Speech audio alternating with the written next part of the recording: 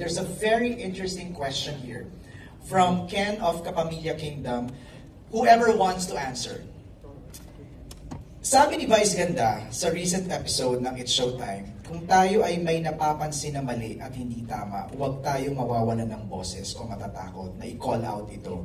Kasi kung hindi, kapag wala ka raw ginawa sa kalagitnaan ng kasamaan, bahagi ka na rin ito. Do you agree? And why do you think people remain silent even when something is wrong happening around them? Who wants to answer? Okay? I think nananatili tayong tahimik dahil sa fear. Sa fear na ini-impose sa atin ng society or ng mga kung nasaan man tayo, kahit mang ano yung pinasok natin, diba? Kahit anong institution man yun. Kailangan kasi mawala yung fear. Yun yung pinakaunang dapat mawala. Magsasalita ka lang naman kung matapang kayo. So, kailangan ma-build sa atin yung tapang.